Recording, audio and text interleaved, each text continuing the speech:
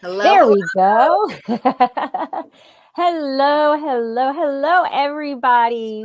Welcome. Good to see everyone tonight. There's Yeah. 2 people on the chat. Yeah. There's 2 people. Let's see who you are. Give us a nice little hello. And let me know who you are. So welcome to Winefabet Street. This is the only episode that we always do the same thing. Because, well, actually, I take that back because the first season we did Caught This Show. So that's right. we had a cue. But last season, and now we're doing questions. Now we do questions. Hey, Patty. I'll be seeing you in a couple weeks. Oh, all right. In Cabo. Oh, that's nice. Hey, Kevin. Going to Cabo. Hi, Kevin. Hey, Kevin. Pittsburgh. Yeah. Ooh, Burr. Brother's a huge Steelers fan. If you have tickets that you ever want to get rid of, my brother will make the drive. Just putting that out there for you, okay? He goes to like 2 games a year, but I'm sure he'll go to more if there happens to be tickets. Anyway, well, welcome to Winefabet Street. Today the letter is Q, and we are going over some questions that people might be a little too shy to ask, or think that it's a stupid question. And as Debbie and I always say, there are no stupid questions. Right. Absolutely. The thing about wine is that it actually can be a bit intimidating. And that's actually part of Debbie's slogan, right? Yeah. Is trying to take the intimidation out of wine. And, as wine educators, there is no stupid question. You can ask any question, and Deb and I will just talk to the cows come home to help you understand it. All right. So welcome. In case you don't know who I am Lori Budd. I am a Spanish wine scholar, a Côte d'Aron specialist, champagne specialist, WSET level 2, and someday service, and something else that I'm always forgetting, and it's really not that important. But I am also owner, along with my husband, on Dracaena Wines in Paso Robles, where we specialize in Cabernet Franc. And I have a little something when we get started. I just want to talk about something a little bit later. Okay. So Deb, how about you? I'm Debbie Giaquindo. I'm known as the Hudson Valley Wine Goddess. I'm a certified specialist of wine, a wine location specialist in port and champagne, and a certified sherry wine specialist. I'm author of the book, Tapping the Hudson Valley, Day Trips and Weekend Itineraries to Visit the Hudson Valley Wine Region. I am chairperson for the Hudson Valley Wine Competition, Wine Spirits and Cider Competition. And I am co-owner with my husband and chef Gus Zimmerman of a restaurant in North Wildwood called Trio North Wildwood that we're opening for the season April 5th. And if anybody out there knows anybody looking for a server, busser, or hostess position for the summer, or even going into the fall, because I do need coverage, we're open through April 5th through New Year's Eve, send them my way. And if I've left anything out, oh, well. It's on the website. It's on the website. And a granddaughter. Yay. Yay. All right. Let's get into Elmo here. And here we go.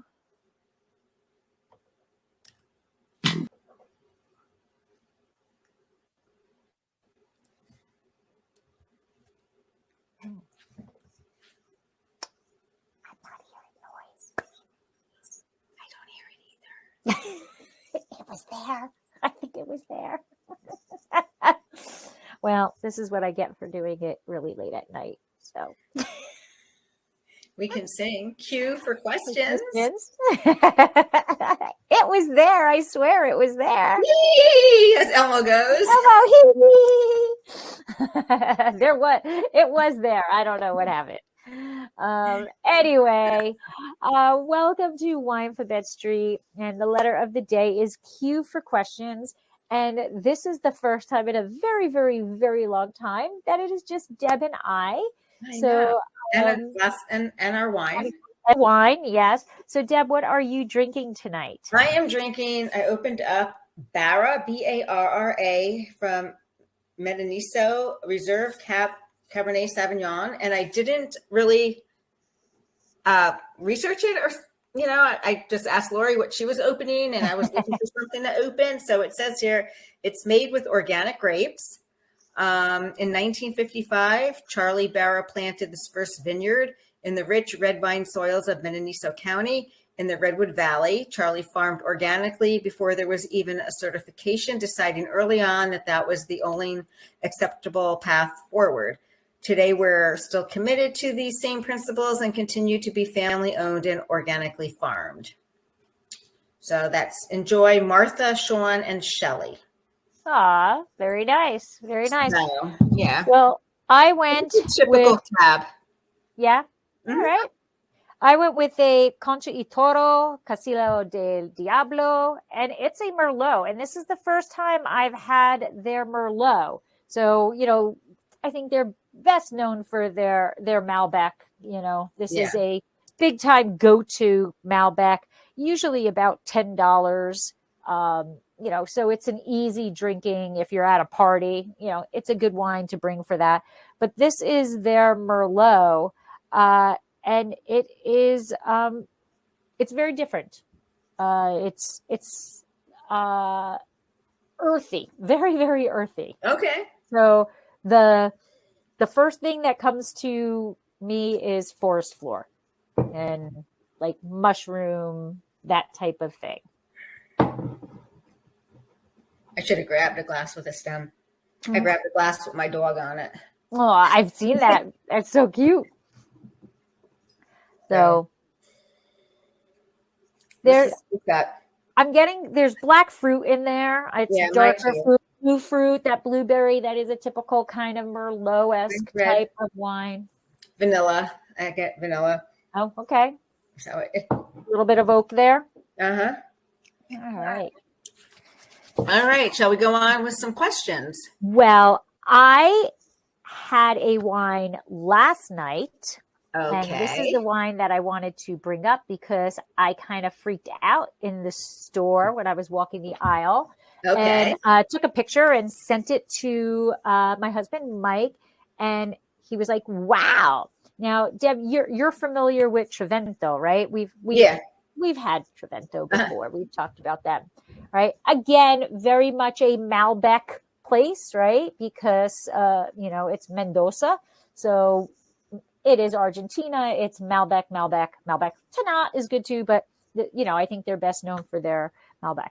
But this is what I found. Oh, nice. A white Malbec. So this is a white Malbec. How is that? And it says the first white Malbec. So I of course had to buy it, and so as you know, Deb, and you drank it. Oh, I drank it. I sat down yesterday at about 5:00, and I opened the bottle, and I was doing winery stuff, trying to get ready for club shipments and things like that. And by 11:00 at night, this little baby was gone. So it's really not over drinking if it's 6 hours to take through a whole bottle. No, not at all. It was very interesting.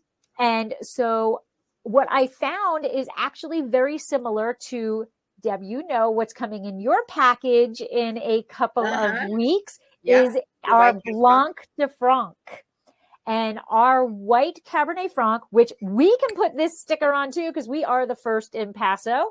But so the Blanc de Franc is like you're standing in the middle of an orchard and you just pulled down a fresh peach and bit into it. And it is a nice, ripe peach, but it is a 100% dry wine, but nice, beautiful peach flavors and aromatics out the wazoo, right?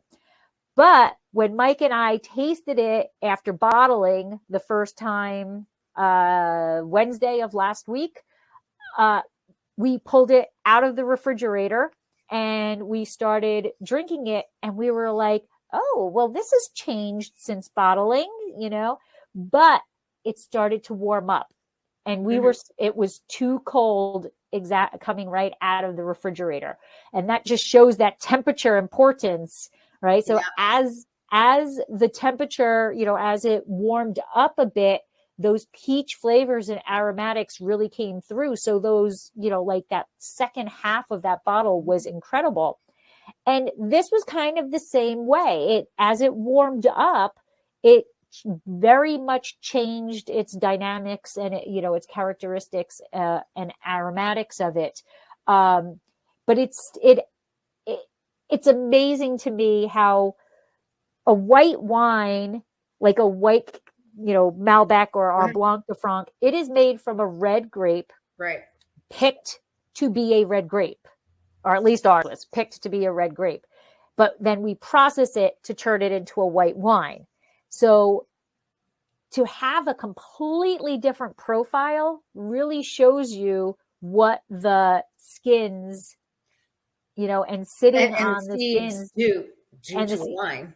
Right, because this is, in order to get this wine white, you're picking it up quickly. As soon as you're harvesting, you are bottling it not bottling it, I'm sorry, pressing it very, very gently. And it is, it doesn't see any skin contact at all. So it just shows you how that difference is. You're just tasting that pulp basically inside. So Kevin asked, direct press the Cab Franc, any hint of color?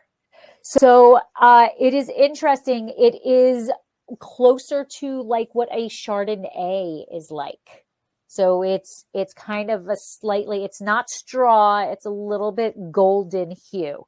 And that actually changed after bottling. So that oxygen input during bottling changed it, because when we bottled it, I have a picture that is on Instagram that shows that glass, and it was crystal clear. It was like water. And now it's a little bit more into I wouldn't call it golden, but it's in between straw and gold. But yes, direct press. As soon as we got to the winery, bam, pressed it pretty much for 2 hours. Gentle, relax, gentle, relax, gentle, relax. Until we started to see a hint of pink come out.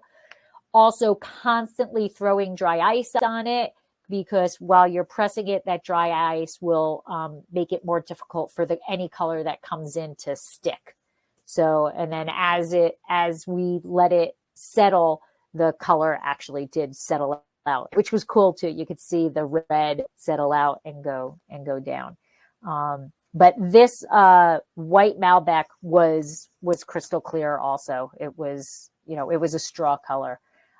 So this whole concept of white wine from a red grape is really starting to have a new trend. And I think as we progress in this, people are going to start seeing more and more and more of it.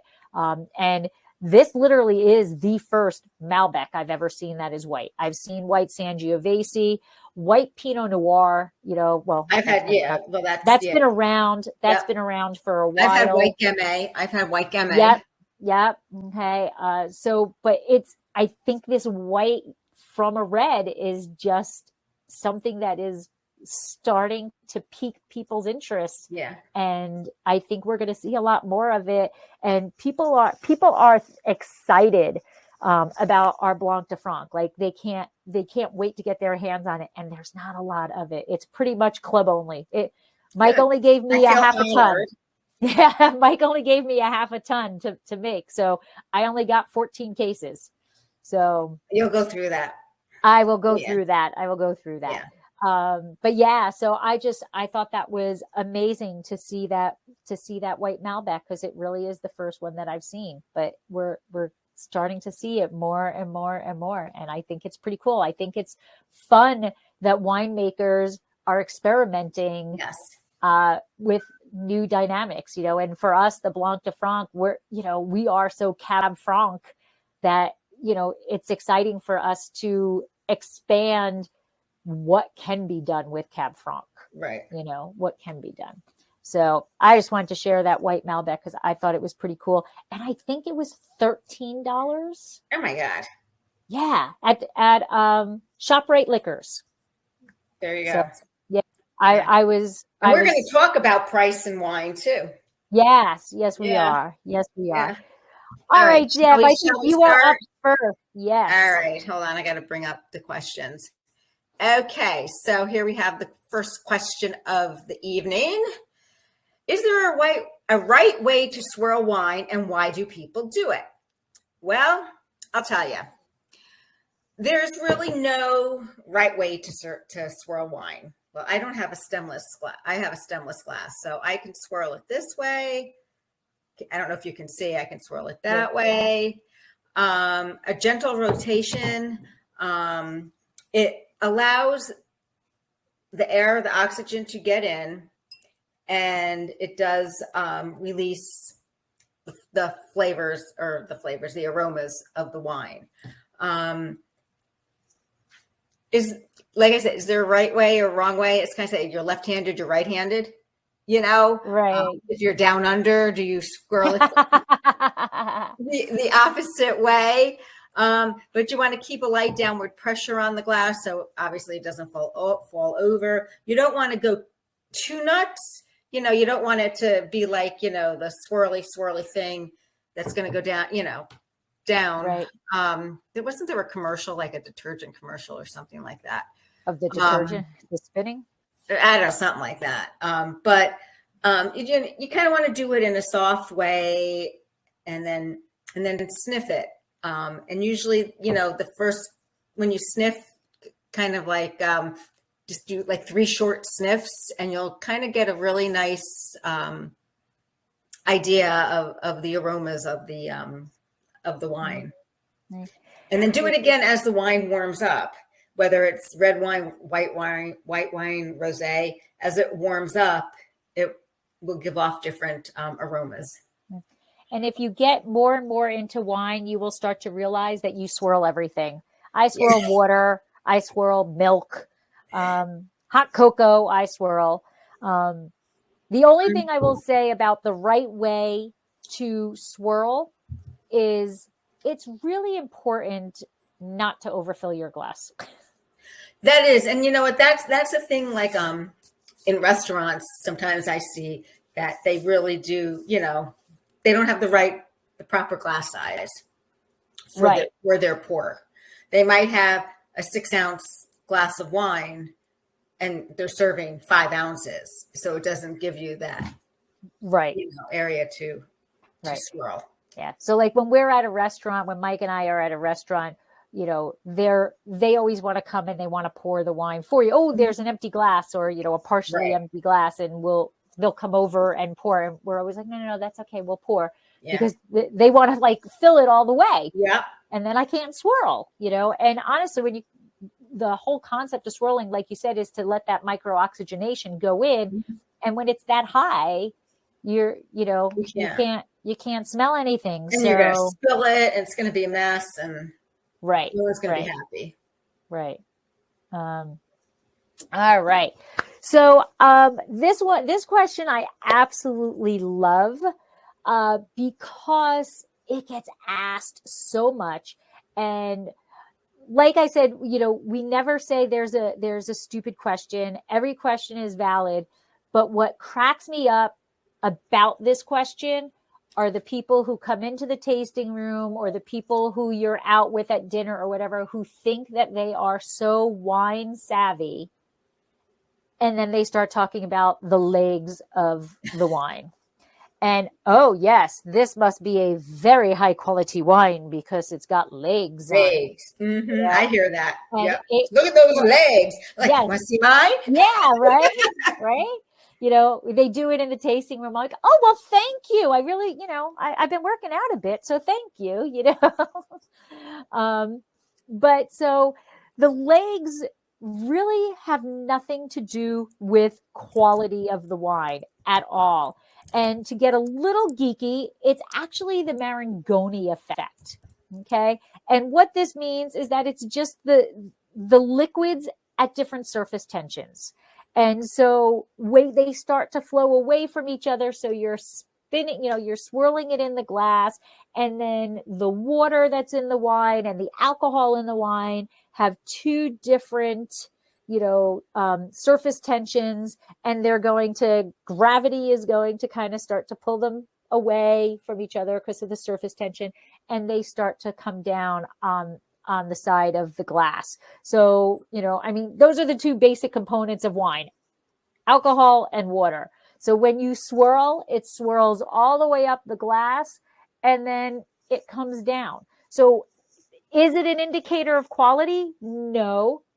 It could be an indicator of how much alcohol is in there. Okay. So the more alcohol that's in there, you might be seeing more legs, because that's that Mangione effect coming down. And I know it's very, you can't see it in a screen, and people who are on a podcast can't see anything.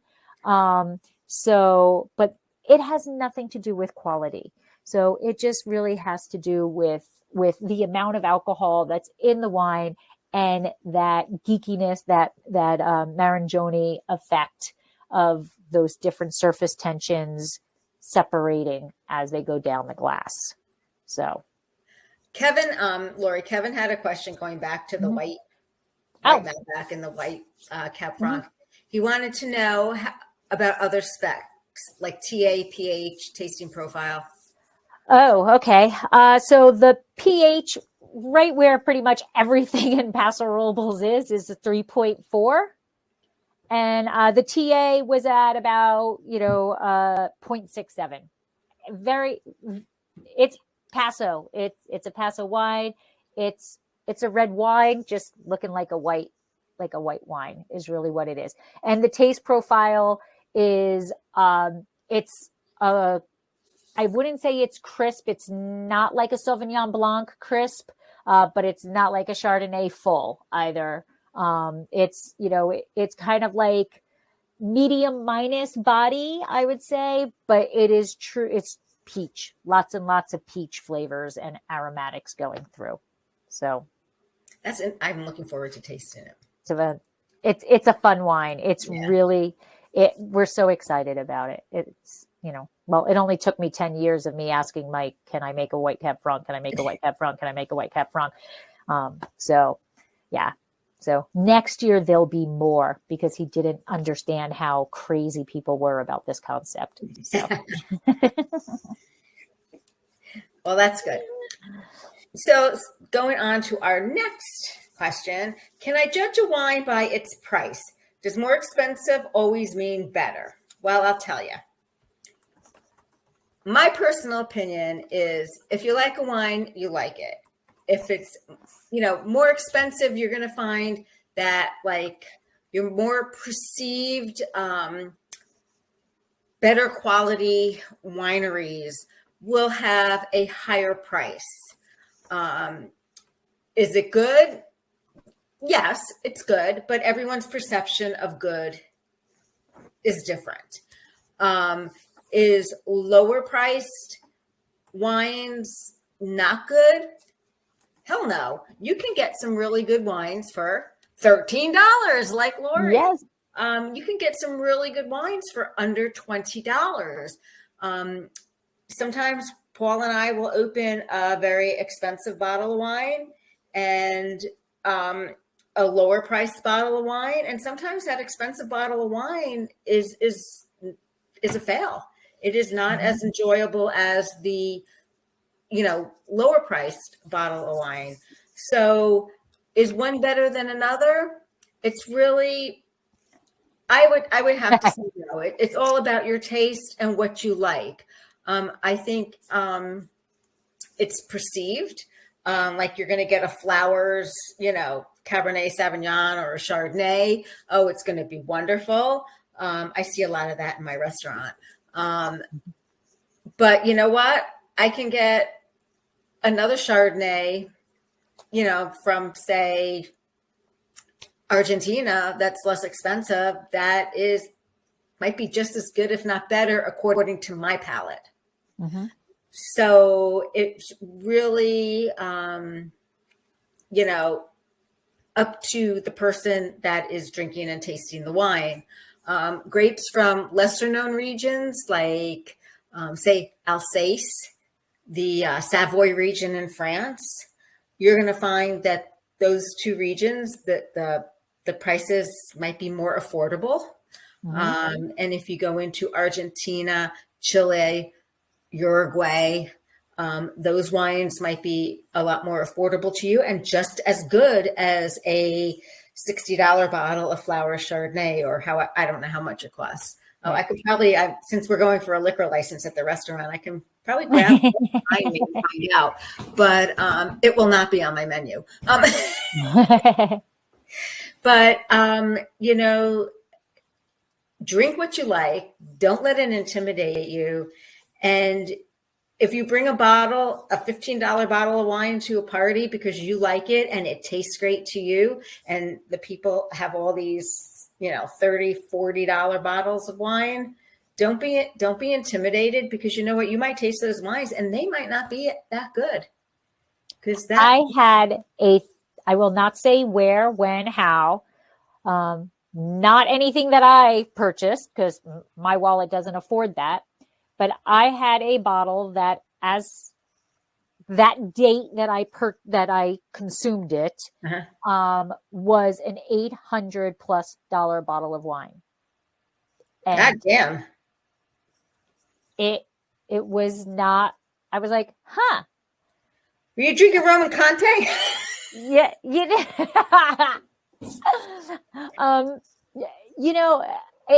I was like, I've had much better. I had much better from that same winery. Right.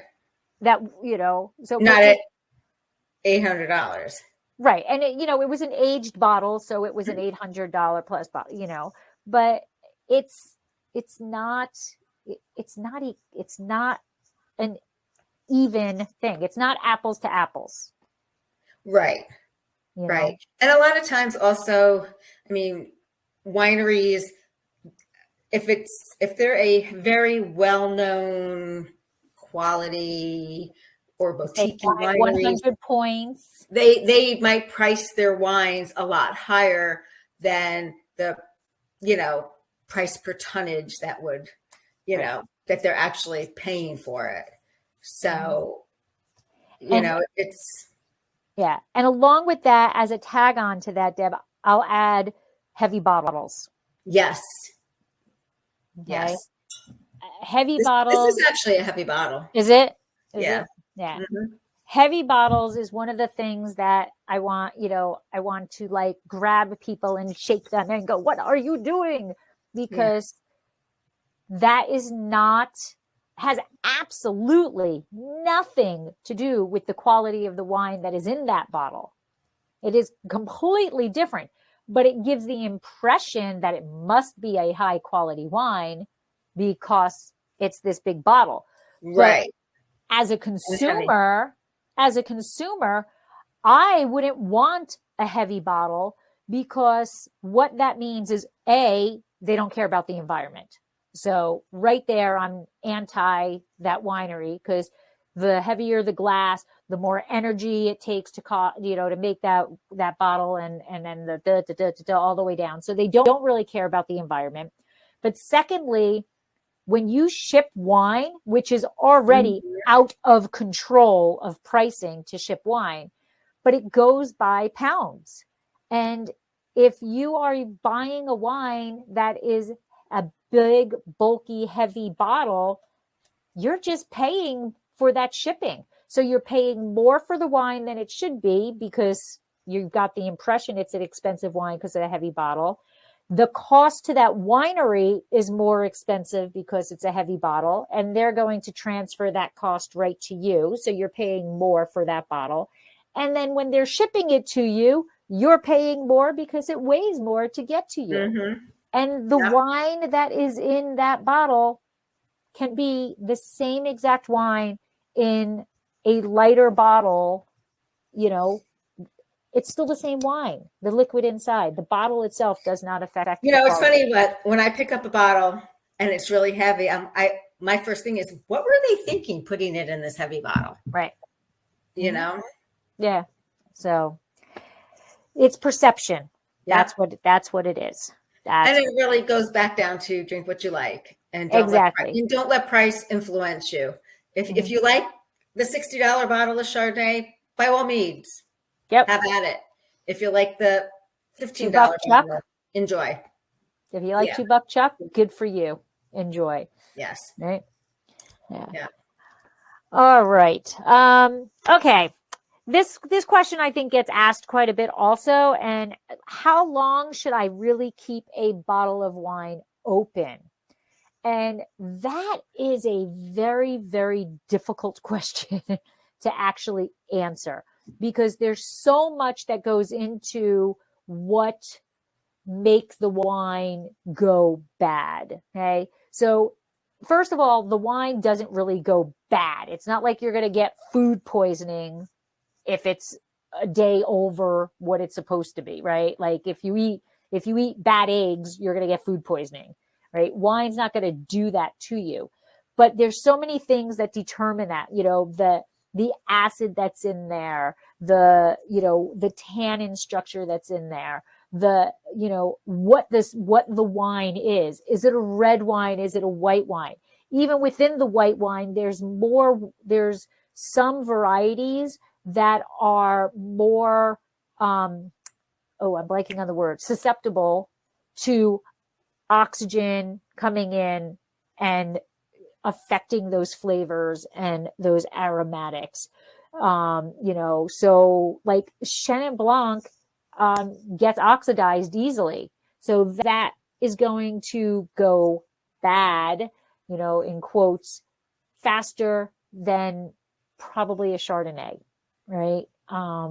It's because of just certain wines have different effects on, due to the oxygen. Also, Chardonnay, especially if it's aged in oak, that's going to have a different impact on, or be exposed to that oxygen differently. Red wine's exactly the same, depending on what the variety it is, how it was processed, all of that. But pretty much a safe bet is, if you're going to keep it in the refrigerator, it does extend it a little bit longer. It does help prevent some other types of bacteria that can, that are in there that can start to come alive type thing. Kind of similar to ketchup, which is why you keep ketchup in the refrigerator. But so that all plays a role. But I would say you're kind of safe with like 3 days. It's kind of a safe bet.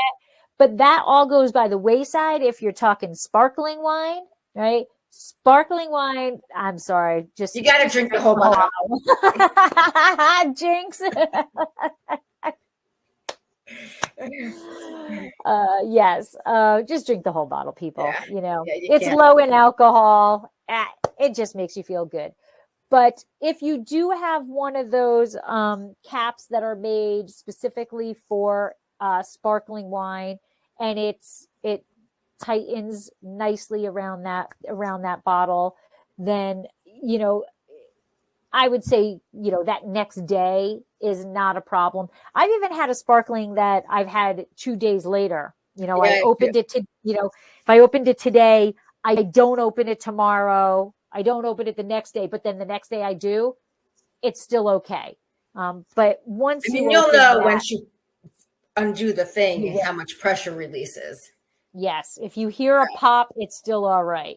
Yeah. If you don't hear a pop, then just toss it. Yep. Don't even try. Don't even try. Absolutely. So what's the difference between old world and new world wines? Well, old world is really from Western Europe, and that's really where a lot of the vinifera has originated. And they've imported, like the French Huguenots brought wine, their grapes to the Hudson Valley. Just that's how grapes have gotten supposedly, into other places. Usually in Western Europe, the wines are believed to have lower alcohol levels, as well as deeper ties to the places where the grapes are grown. And the New World refers to like North America and South America, and Australia in the newer areas, where you're seeing, wine produced. The Court of Master Sommeliers announced that they would no longer be using the term in I blind saw tasting. that. Yeah, it has to do with tradition, where Old World wine tends to have a lighter body, lower alcohol, higher acidity, and less fruity flavor, with more minerality than New World wines. And New World wine tends to be fuller, higher alcohol, lower acidity, and more pronounced flavors. And you know what? That's probably true. As I think of what I've been drinking lately, I do get more minerality in European wines, but yet if you drink wines from St. Lucia Highlands in California and certain places in New York, you get a lot of that minerality. So, I think it's all a matter of place, of where it's grown and the growing conditions and the soil. And, if it was a glacial lake that is now, a vineyard, and things like that. But I would say there is a difference. Age-wise, they've been growing grapes in Europe a heck of a lot longer than they've been growing grapes in the United States, Argentina, Chile, Australia. So just think Old World, think about, your heritage, where, going down the line where you originated from. That's the Old World. The New World is what we're living in today. I think about, in terms of Old World, New World, here in the United States, even in Chile, like in the New World, right? If you are into the 4th generation or 5th generation of winemakers in your family, you're old in the New World, right? Yes. Whereas Old World, they're like 15th generation, 20th generation of winemakers in the family. Yes. And it just shows they've been making wine a lot longer than we have in the New World. Yeah. And a lot of our vines, the vinifera of vines, have come from the Old World. Absolutely. Yes, absolutely. But that's a good question. I like, and you know what? I think people have a certain palate. I definitely am appreciative of an Old World. And I have I guess for now 5 years, I've been starting to build up a library of Bordeaux. I've been buying the wines during En Premiere for like the last 5 or 6 years. So I'm getting that library, and I love those wines. But I think I really have more of a New World palate, because that's just what I drink more often. It's just, if I walk into a wine shop, I'm going to, Spain. I'm going to, New Zealand, or, Argentina, though that's kind of like where I go. And obviously a lot of California, or United States wines, Oregon, even New York, all of those, but I think I think of Old World as, they're young if they're in their 10th family, where we don't have anybody, I can't think of a single winery in the United States that's in their 10th generation. No. And honestly, they're lucky if their kids want to come back and work in the winery. Right. Where I seen in Europe, the the children might leave and go do whatever they want, but they find their way back because Right.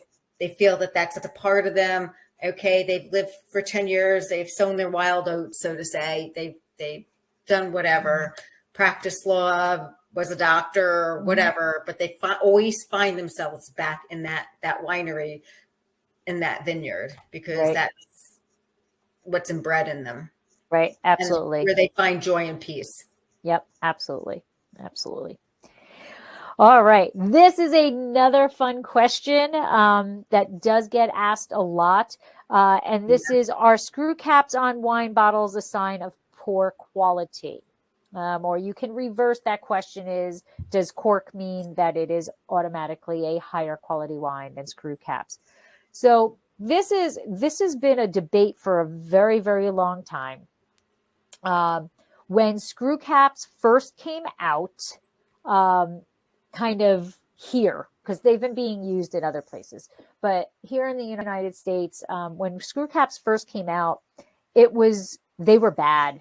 They were bad screw caps, and they didn't do what needed to be done for the wine.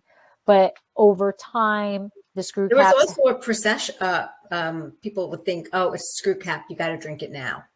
Yes. Received notion that. Yes. Yeah, absolutely. And so, and when screw caps kind of first started coming about, the reason why they came about was because of TCA, which is cork taint. And years ago, there was somewhere on the average of 11% of the bottles under cork were tainted with TCA. That's a huge, huge percentage. In that time, the cork society council, the cork council really dug in and did research and evaluated what really was the root cause of TCA. And it was the fact that wineries are constantly cleaning. That's what we have to do. And bleach was being used. And bleach, along with this fungus, put them together, and woohoo, you get, well, I shouldn't say woohoo, you get cork taint. Okay? That was a tongue twister. And so bleach is not used anymore. There's other methods of cleaning and sterilizing the equipment now. And in today's world, cork taint is actually below or just at about 1%. So that is a very, very big difference. So screw caps, when they first, so people, I know a winery, will not say who they are, who put everything under screw caps, and their comment is, well, screw caps are the thing to do because when you bottle it, you screw cap it, and you know that exactly what's in that bottle is the same on day 1 as it is on day 300, 400, 500, whatever. Which I in turn want to say, which I kept my mouth shut, which Deb, that's a rarity for me. Yes. But I don't want my wine to taste exactly the same day 1 of bottling as I want it to 6 months from now, right? We know that there is bottle shock. We know that things, that wine ages and marries, especially if it's a blend. The different varieties, they marry as the time goes along. So if I'm bottling and I'm putting it under screw cork right away, and what they say is true, that nothing changes, well, then I don't like that. It's not a quality thing. I just don't like that. However, that's really not the truth either, because in today's world, the Stelvins, they actually do allow a little bit of micro-oxygenation. They've learned or adapted and recreated these screw caps to do things to help the wine get a little micro-oxygenation. But it's not going to age the same way that a cork allows that to do. Okay. Now, with that being said, like what you said, Deb, about the perception. So there was a research study done where they had, I don't know what the N number was, how many people they had in this survey, but they all, let's say, were facing in one direction and they were behind them, and they pulled a cork out of a bottle, and then they walked out and they poured the wine for everybody. And the people, did whatever. Mm-hmm. And before they did the cork bottle, they walked in front of them and they unscrewed a bottle and they poured it for them.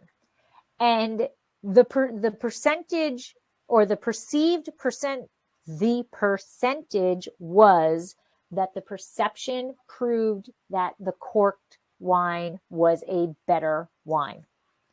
And it was the same exact wine in the bottles. They just pulled a cork or they unscrewed it. But it was the same wine. But the people's perception was that this cork meant that it tasted better. And it was the same wine. So it's what you want. It's what you do. And you're absolutely right that the screw cap kind of automatically makes people think they've got to drink it right away or, within a year. Mm-hmm. That's kind of one of the problems with rosé, right?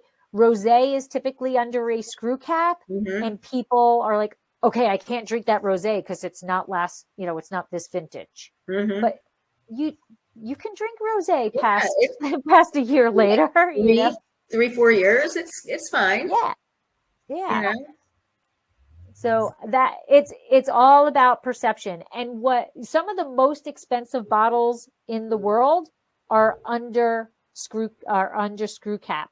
So percentage wise, currently 70% of the Australian wine and 90% of New Zealand wine is distributed with screw caps. Yeah. Today, screw caps make up around 30% of wine bottles on the market. So it's still a very low percentage across the board. But Australia and New Zealand are big time leading that. There's a winery in the Hudson Valley that is all for screw caps. And he's moving forward, and his whole portfolio is going to be under screw caps. Yeah, I mean, I honestly don't know what the pricing is. I actually think screw caps might be more expensive. Are they? But there's there's levels of corks. But what about synthetic corks? People have been using them. I've been popping more wines with synthetic corks. Okay. Well, watch your Coravin with that. That'll break your Coravin. I know. No, just I will go on the record here. Just say no. But it is. I've seen it, and I've seen more recently, more synthetic corks than I've seen. Yeah, in a while. That. And we at Gersina Wines, we do kind of follow that romanticized concept that our red wines are in cork. They will always be in cork. Our white wines, our rosé, are in screw cap. And that's just not so much what, it's just how the United States thinks. I'm going to throw in a ringer here. What about canned wine? Oh, canned wine has come a long way. It has. It has. And I have had some seriously awesome box wine. Oh, have you? Tablas Creek here in Paso has a box wine that is delicious. Chateau Margine does a boxed wine, that is, or a bag wine. The box isn't there. It's, you buy it in a bag. Big juice box. Yeah.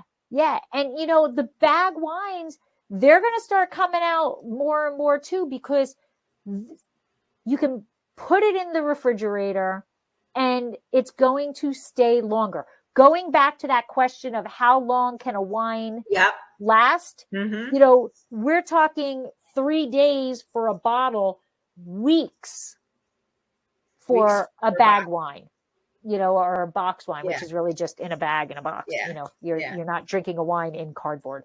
Yeah, I've had some good canned wines. Yeah. I've taken out on the boat, and it's, you know, they have their place perfect. and they're, yeah. Yeah. And now that is a different winemaking process. If you're going to put a wine in a can, you're specifically making wine to go in a can. Right. That's a different kind of overall process. You know, Kevin asking about the TA and the pH and things like that. Right. You've got to adjust that type of thing to be able to go into a can. Yeah. But I love the idea of canned wines because, like, going out on your boat, right? Yeah. You can take that out, and you don't really want glass on your boat. No. You know, or around a pool, or exactly, like that. Where no glass. Right. Yeah. Right. Yeah. Okay, so now that leads us to our next question.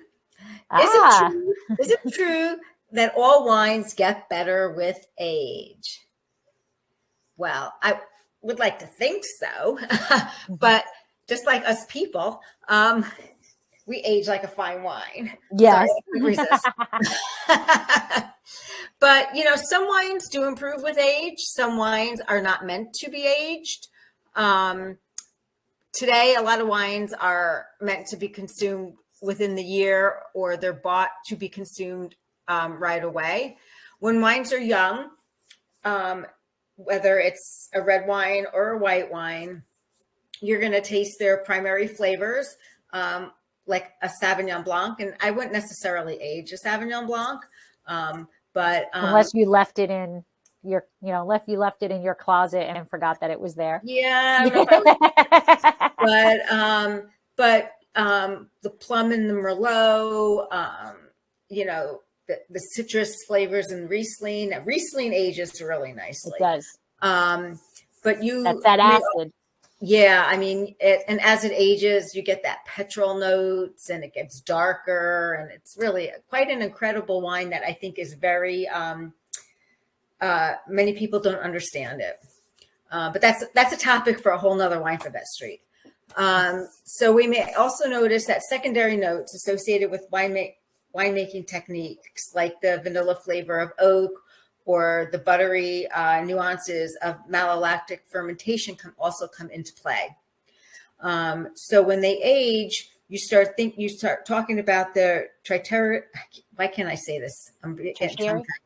Tartaric notes. Yeah. Oh, tartaric? No. Tertiary. Yes, that's it. Tertiary flavors. Okay. I did not sleep well last night with all that wind. I think I've been up since 3:00 this morning. But yeah, and flavors, they come from development. So a young wine is fresh, and as a wine ages, and I'm going to use red as an example, you're going to get more dried fruit, stewed fruit, and those kind of notes. So certain wines age better than others. Like a Burgundy Pinot Noir will age well. A Bordeaux will age well. I've had some really good California Cabernet Sauvignons that age well. Will an Albarino age like that? Probably not. No, but they're starting to age. I know they are. They are. But so some wines are meant for, extended aging, like, bold red wines. It's all about the acid and the tannin. It's that backbone. It's the structure. Yeah. And so just know, not all wines are meant for aging. You want to have, like, red wines, high tannic. The tannins will soften out as the wine ages. I don't want to get into more because there's another question there if we get to it. But, do some research to make sure if you're purchasing a wine to age, that it is a wine with that is ageable. Some Chardonnays are ageable. Oak Chardonnays would be ageable. I would not buy and age a stainless steel Chardonnay, which is fresh and vibrant and, has a completely different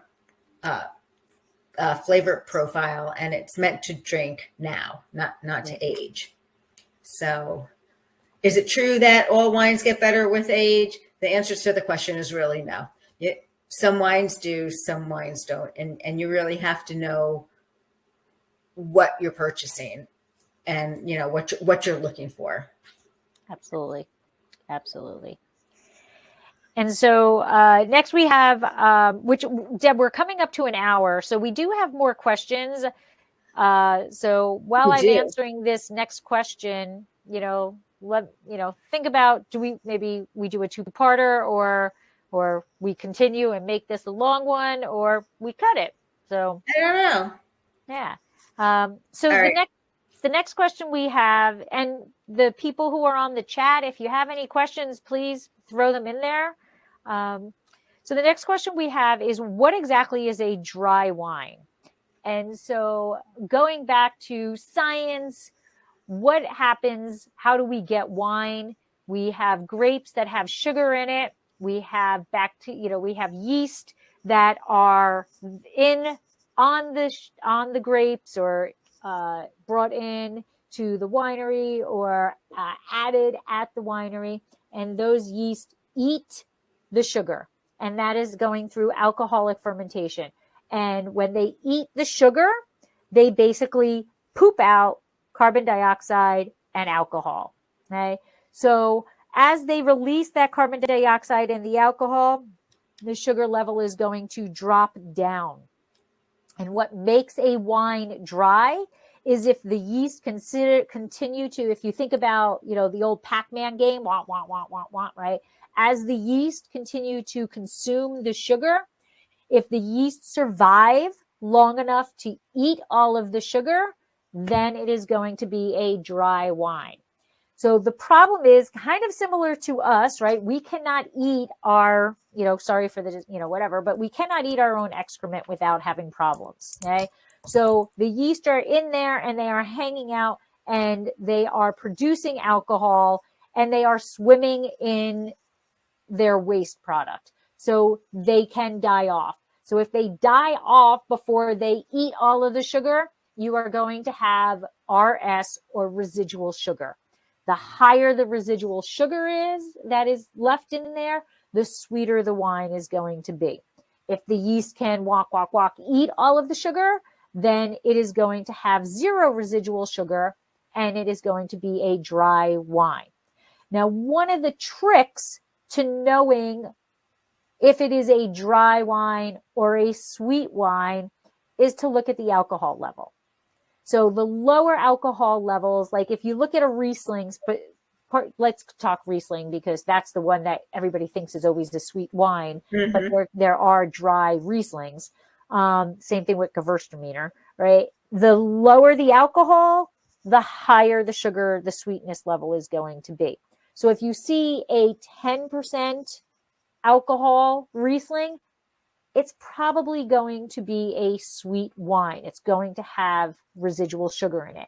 But because of how science works, if the acid is super high, it still can be a sweet wine, but you're not going to feel it as a sweet wine. Yep.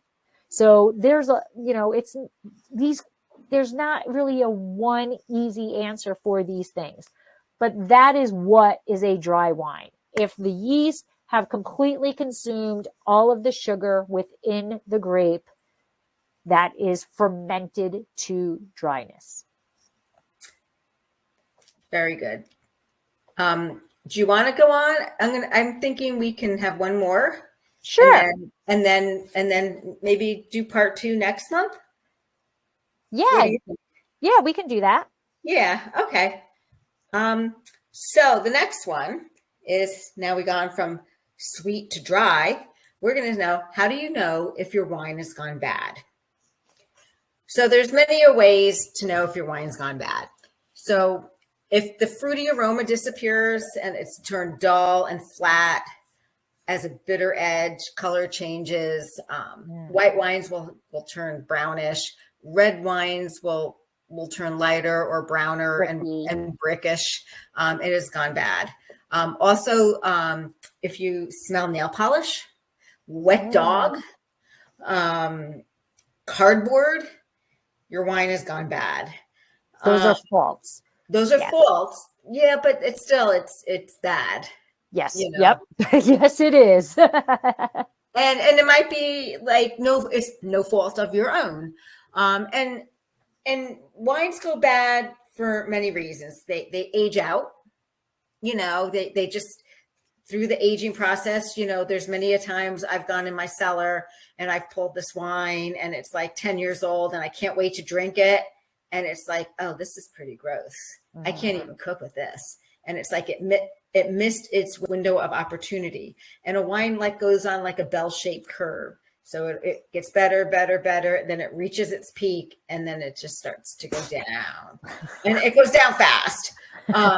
And how do there is no scientific way to know unless you Corvan your wine every now and then to see how it tastes. And that's just, the aging of the wine. But, also storage comes into play. How you store your wine and the temperature, and a wine can go bad through time from that. And it might, no fault of your own. You might not have known there was a heater there in that room and you stuck that case of wine right there. And, you cooked it. You cooked it. And sometimes there might be a defect in the screw cap that you don't know about. And, or the cork wasn't fitted right. There's always something can happen in the processing, something can happen in the storage. And when I say the storage throughout the process, from the winery to the distributor to the restaurant to the liquor store, right? Anything can happen. So when you get these off aromas that just aren't right, and then it does not taste right. I mean, the other day, I think Paul and I opened like 2 bottles of wine that were past their prime. Oh, that's yeah, I was kind of really bummed. But one we couldn't even cook with. The other, I said, we can probably savor this, but when we don't. But you will know. You will know from the minute you smell it, see it, and taste it. It's bad. And as we said earlier, sparkling is easy. Yeah. If you open it and it doesn't pop. Yeah. And there's a really good book out. It's more on wine faults, but that is, a wine might be bad. It might be bad because of storage. It might be bad because of cork taint. It might be bad because, whatever, something happened in the processing, but it also might be bad because there's a fault. Right. And John Huddleston, who is a friend of mine, who actually used to be chairman of the Hudson Valley Wine Competition before me. He actually left it to me. He's still alive. It's not something that he willed to me. So then I took over. He's a great guy. He wrote a book all on wine faults, and it is available on Amazon. And it is a great book. And if you want to know more in-depth information on wine faults and what some of it contributes to the wine faults, I mean, it is a really good book to read.